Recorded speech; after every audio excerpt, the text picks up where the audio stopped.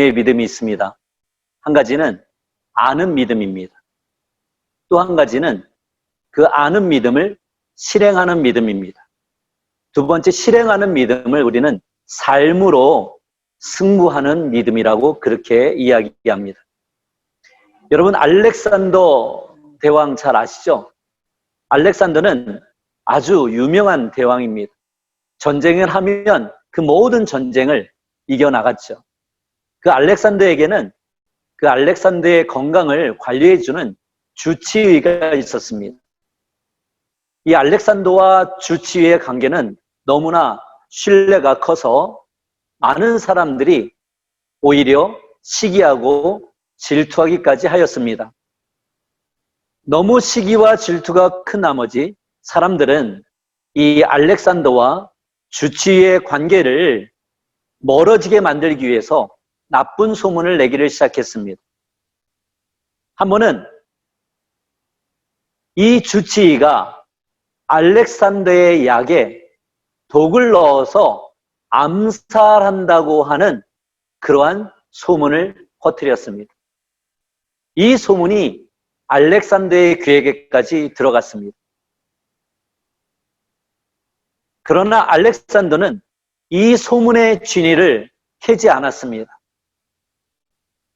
그리고 그 주치의가 갖다 주는 약을 복용하였습니다. 여러분, 여기에서 우리는 두 가지 신뢰, 두 가지 믿음을 살펴볼 수가 있습니다. 한 가지는 알렉산더가 이 주치의를 신뢰하는 아는 믿음입니다. 두 번째는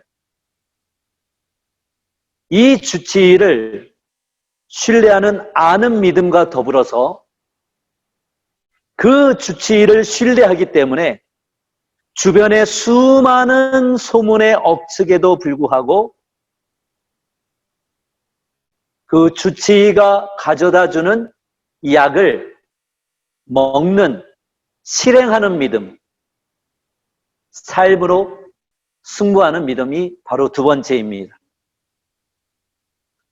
오늘 사대교회를 통해서 우리 예수님께서 저와 여러분에게 주시고자 하는 말씀의 은혜를 여러분이 붙잡으시는 그런 한 주간이 되시기를 예수님의 이름으로 축복합니다. 오늘 말씀의 제목은 삶으로 승부하라입니다.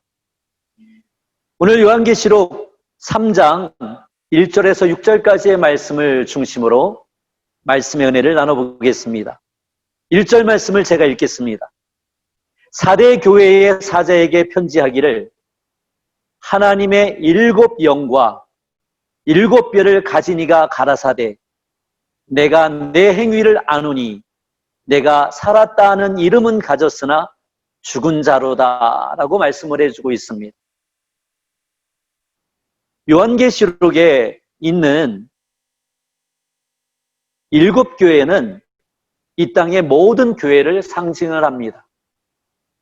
오늘은 특별히 사대 교회를 통해서 주시는 예수님의 사랑과 책망의 말씀을 살펴보면서 우리가 이 세상 속에서 어떻게 살아가야 되는지를 살펴보는 시간입니다. 사대 교회는 기원전 12세기경에 리디아 왕국의 수도였습니다. 그 이후에 페르시아에게 공격당하고 로마에게 멸망당한 나라가 리디아입니다. 지금은 역사 속에서 사라졌죠. 이 지역은 그 로마 당시에는 그 방직과 염색 공장을 세워서 그 지역을 다시 발전시키는 그런 계획을 가지고 있었습니다. 많은 사람들이 페르시아와 로마의 공격으로 말미암아서 깊은 상처와 그 다음에 자연을 숭배하는 믿음을 가지고 있었습니다. 특별히 키벨레의 여신이라고 하는 그 여신을 숭배하면서 밀교 형태의 그러한 숭배 사상이 흉행했던 것이 바로 이 사대교회의 주변의 상황입니다. 1절 말씀을 조금 더 읽어보면 하나님의 7 영과 7 별을 가진 이가 가라사대라고 말씀을 해주고 있습니다. 하나님의 7 영, 성령을 지칭하는 것이죠.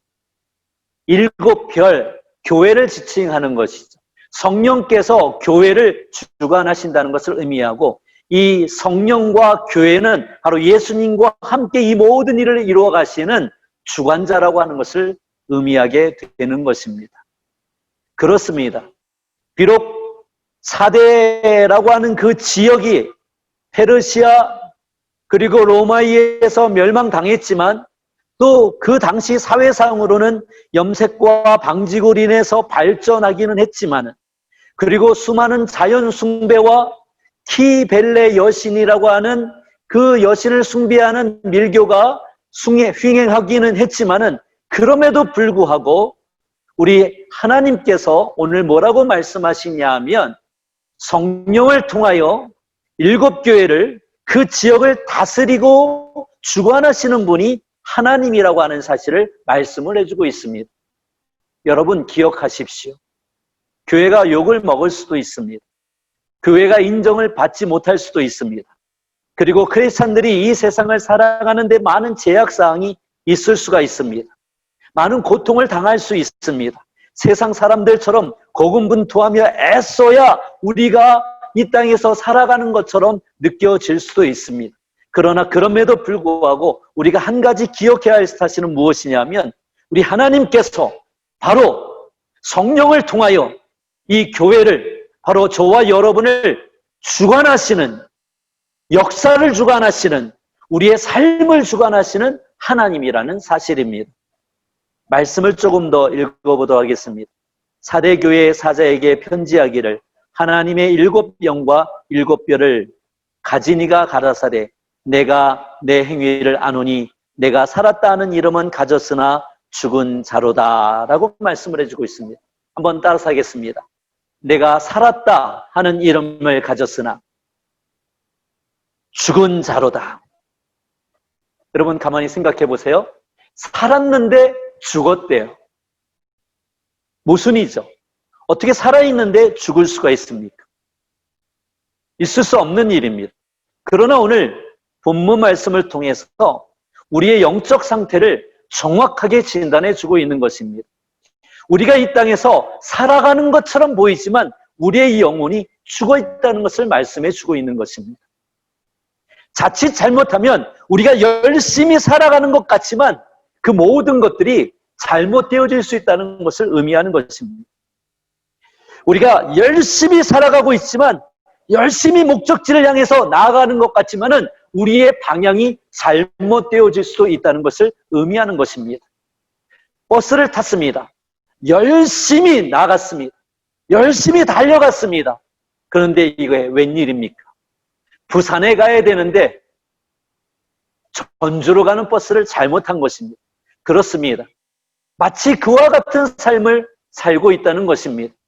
내가 살아있는 것 같은데 죽어 있다고 하는 것은 내 삶의 방향성, 내 삶의 목적을 잊어버리고 그냥 지금 현실 속에 그냥 열심히 살아가고 있다는 것을 의미하는 것입니다. 목적을 잃어버린 채로, 방향을 잃어버린 채로 내가 왜 사는지, 내가 무엇을 위해서 살아야 되는지, 내가 어떻게 살아야 되는지를 망각한 채로 그냥 현실 속에 그냥 그저 그렇게 살아가다가 어느 날 문득 내가 잘못 살았구나 하는 것을 깨닫게 되는 것이죠. 그런데 오늘 기쁜 소식입니다. 인생의 마지막 날에 문득 내가 잘못 살았구나 라고 하는 것을 깨닫기 전에 오늘 하나님께서 저와 여러분에게 말씀을 해주고 있는 것입니다. 너희가 살고 있다고 말하지만 실상은 죽은 것이다. 인생의 마지막이 이르기 전에 내가 잘못 가고 있구나. 내가 잘못된 목적지를 향해서 달려나가고 있구나. 그래서 인생은 삶의 속도도 중요하지만 더 중요한 것은 삶의 방향, 삶의 목적이 더 중요한 것을 항상 성경은 말씀해 주고 있는 것입니다. 우리의 삶이 마치 사람들에게는 인정을 받고 있지만 하나님께는 인정받지 못하는 삶이 되어질 수도 있다는 것입니다. 우리의 삶이 마치 사람들에게는 위로받고 격려받고 있을지 모르지만 하나님께서는 우리를 위로하고 격려하는 것을 우리가 깨닫지 못할 수도 있다는 것을 의미하는 것이기도 합니다. 오늘 삶으로 승부하는 5가지 지침을 오늘 말씀을 통해서 살펴보려고 합니다. 여러분, 말씀 시작할 때에 알렉산더 대왕의 예화를 통해서 말씀을 시작을 했습니다. 거기에서 믿음의 2가지를 우리는 살펴보았습니다. 아는 믿음이 첫 번째입니다. 2번째는 실행하는 믿음입니다.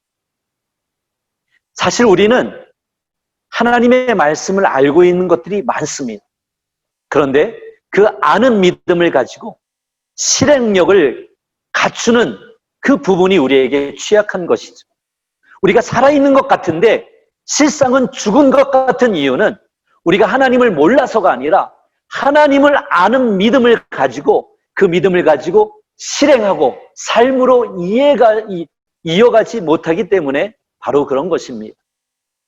알렉산더처럼 정말로 주치의를 신뢰하고 있다고 하는 아는 믿음을 가지고 있다고 한다면 세상 사람들이 어떤 말을 할지라도 그 주치의를 신뢰하는 아는 믿음을 가지고 그 주치의가 행하는 그 모든 것들을 받아들이는 것이지.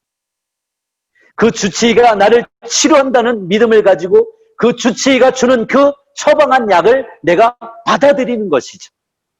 그리고 그 주치의가 처방한 그 약을 내가 받아서 먹을 때 비로소 실행하는 믿음, 삶으로 승부하는 믿음의 첫 스타트를 우리는 시작하게 되는 것입니다.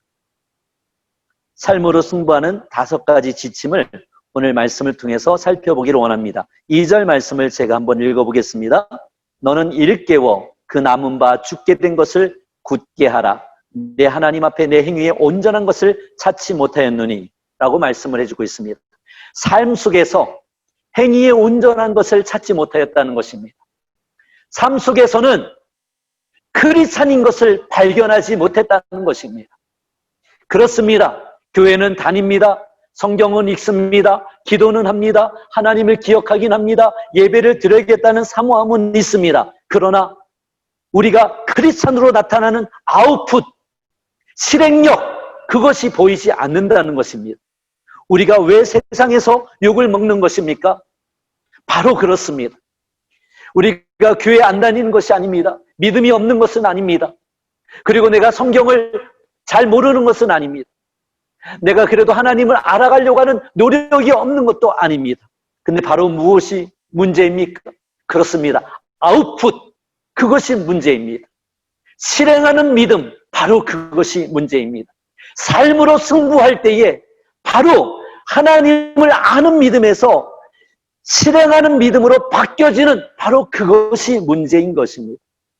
그래서 오늘 본문 말씀에서 삶으로 승부하기 위해서 우리의 아는 믿음이 실행하는 믿음으로 나타나서 아웃풋을 통해서 우리가 크리스찬으로 살아가는 것이 어떤 삶인지를 세상 사람들에게 빛과 속으로 나타나기 위해서는 바로 5가지를 오늘 본문 말씀 속에서 이야기를 해주고 있는 것입니다. 2절에서는 2가지를 말씀해주고 있어요. 첫 번째입니다. 너는 일깨워. 한번 따라서 하겠습니다. 일깨워라. 일깨워라. 일깨워라. 네, 그렇습니다. 일깨운다고 하는 것이 무슨 뜻입니까? 다시 한번 따라서 하겠습니다. 정신을 차리자. 그렇습니다. 오늘 본문 말씀에서 정신을 차리라고 말씀을 해주고 있습니다. 그렇습니다.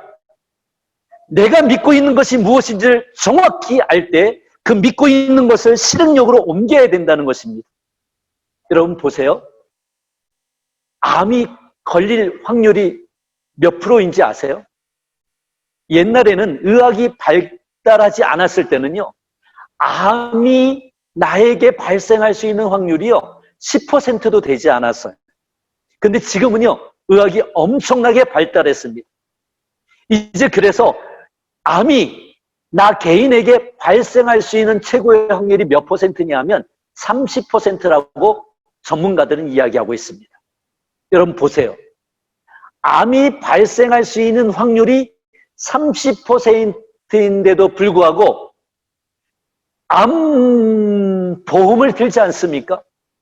그 암보험에 내 돈을 투자하지 않습니까? 이게 아웃풋이에요. 30%라고 하는 불확실한 결과에도 불구하고 내가 가지고 있는 소중한 돈을 암보험에 들게 되는 것입니다. 왜 그렇습니까? 혹시 모르니까. 혹시 모르니까. 여러분 기억하세요. 우리가 믿는 믿음은 혹시 모르니까가 아니에요. 어쩌면 여러분이 실행력이 약한 것은 내가 암이 걸릴지도 모른다고 하는 그 생각보다도 약한 믿음일 수도 있다는 것을 반증할 수도 있는 것입니다. 여러분 기억하세요. 내가 삶으로 승부에 대한 하기 위해서는요, 정신을 바짝 차려야 돼요. 그리고 내가 믿는 하나님이 내 삶을 주관하시는 분이라는 믿음을 확실하게 붙잡으셔야 됩니다. 그리고 내가 믿는 하나님이 바로 나를 사랑하시는 아버지 하나님이라는 것을 기억하셔야 됩니다. 그리고 여러분 정신을 차리셔야 됩니다. 세상이 나를 축복해 주는 것이 아니라 하나님 아버지가 나를 축복해 주시고 내 삶에, 내 마음에, 내 영혼에 진정한 평안을 가져다 주는 것은 돈이 아니라 하나님이라는 사실을 분명하게 인식하셔야 된다는 것입니다. 정신을 차리십시오. 세상이 여러분에게 평안을 주지 않습니다. 세상이 여러분에게 축복을 가져다 주는 것처럼 보이지만 그렇지 않습니다. 7 영과 7 별을 주관하시는 분이 바로 우리 주 예수 그리스도 그분이십니다. 나를 위해서 십자가에 달리셔서 모든 물과 피를 아낌없이 쏟아주신 분이십니다.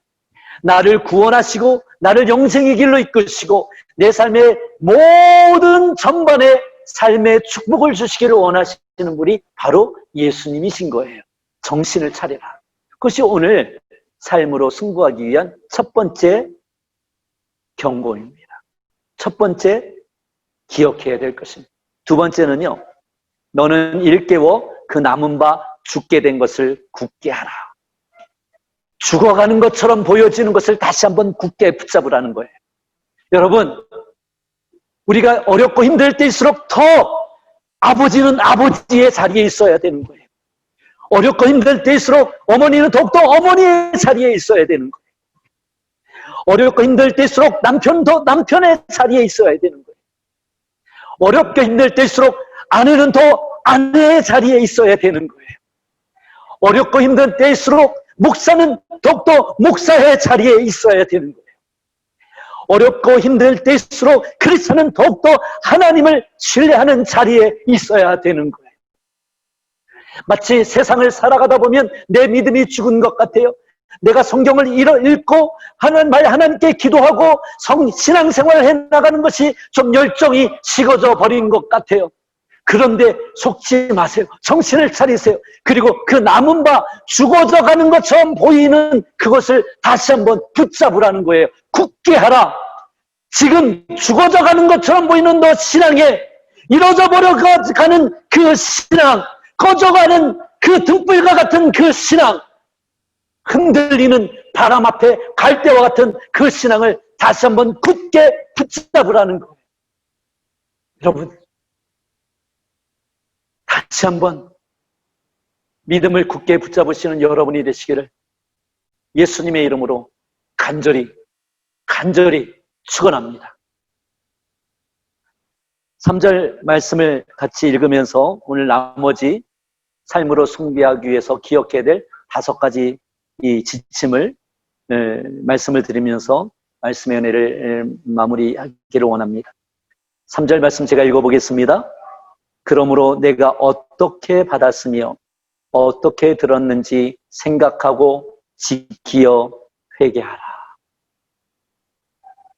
생각하고 지키어 회개하라. 세 번째, 삶으로 우리가 승부해서 승리하기 위해서는 생각하는 것이 매우 중요합니다. 자꾸 생각해야 돼요. 드라마를 보면 계속 드라마만 보여지는 거예요. 골프를 하면 계속 골프가 생각이 나는 거예요. 여러분이 시간을 어떻게 투자하는지가 여러분이 생각하는 것들이에요.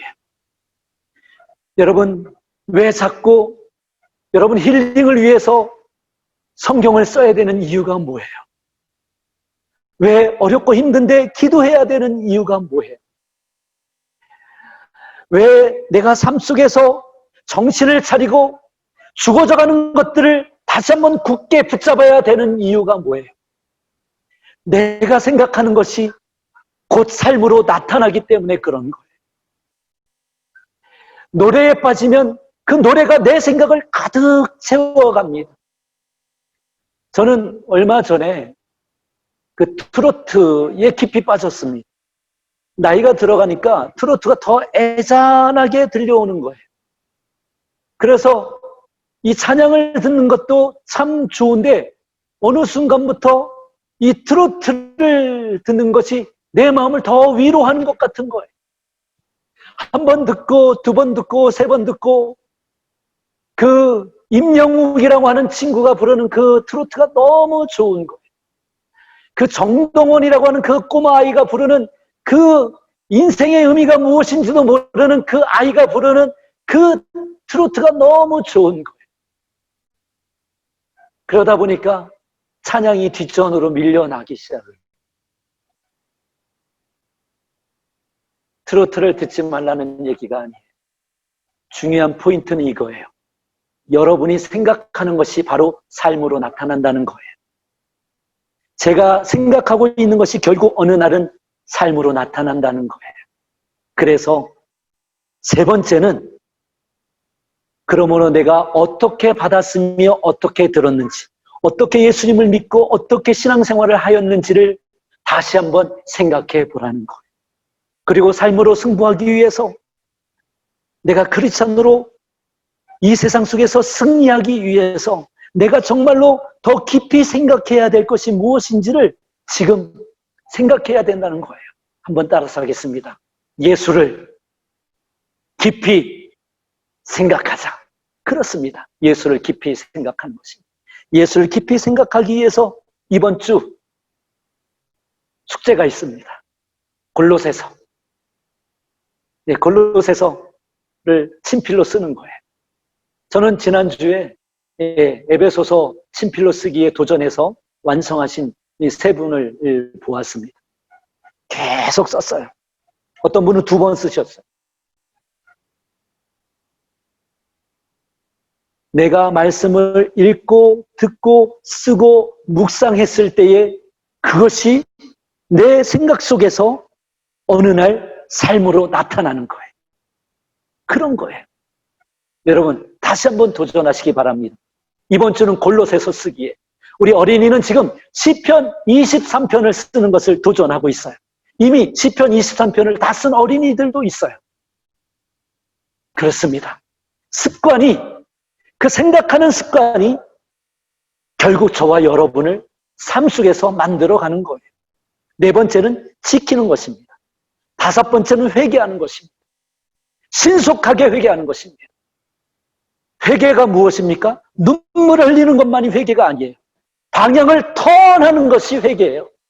내가 세상 속으로 세상의 목적을 가지고 세상의 방향을 가지고 살아갔던 내 자신의 삶을 다시 한번 턴해서 예수님께서 나에게 가르쳐 주신 삶의 목적과 이유, 그리고 내가 왜 살아야 되는지, 내가 어떻게 살아야 되는지, 이제 남은 인생의 후반전은 성공을 위해서가 아니라 보람과 의미를 위해서 내가 어떻게 살아가야 되는지, 내 사랑하는 가족들을 위해서, 내 사랑하는 세계를 품은 교회 공동체를 위해서, 또 어려운 이웃들을 위해서 내가 하나님의 사람으로 어떻게 내 인생의 방향을 턴해야 될지, 그게 바로 회개예요. 회개.